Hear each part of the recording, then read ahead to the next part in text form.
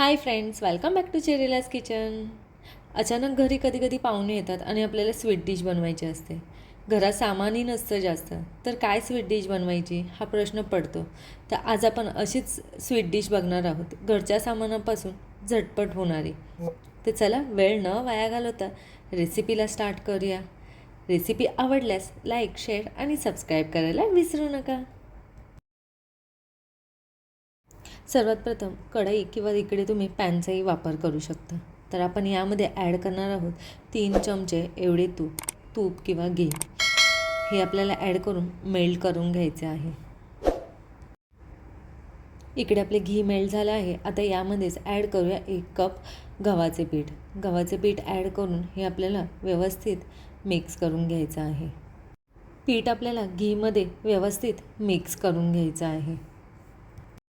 इकडे मी पीठ मिक्स करून घेतले आहे घीमध्ये, पण इकडे आपल्याला अजूनही घी लागणार आहे, कारण की हे पीठ खूप सुके आहे. तर आपण यामध्ये अजून 2 चमचे घी ॲड करणार आहोत.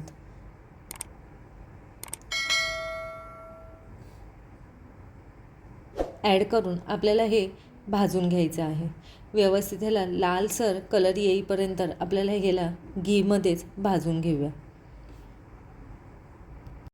इकडे आपले मिश्रण व्यवस्थित भाजले गेले आहेत आणि तुम्ही बघू शकता याचा कलरही चेंज झाला आहे. मस्त लाल गुलाबी असा कलर आला आहे. हे पीठ आपल्याला लो टू मिडियम गॅसवर व्यवस्थित भाजून घ्यायचं आहे. ज्या प्रकारे आपण भाजू त्या प्रकारे हे खायला खूप छान लागतं.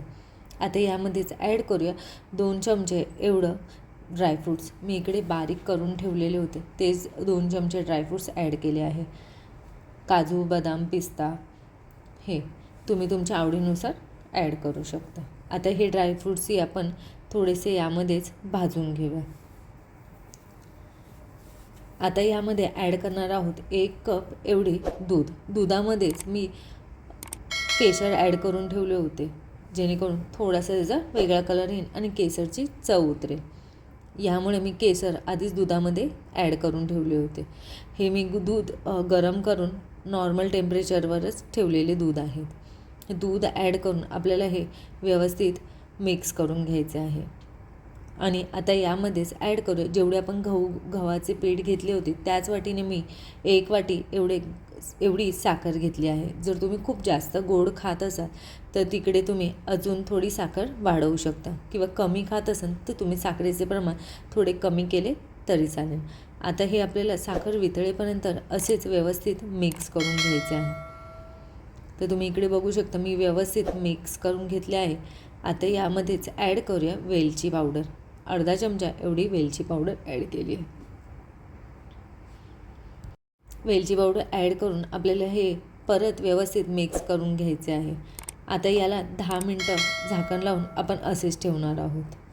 इकडे आपले 10 मिनटं झाले आहे व तुम्ही बघू शकता हलवा कसा मस्त फुगला आहे व त्याचा कलरही खूप छान आला आहे आणि साखरही वितळली आहे.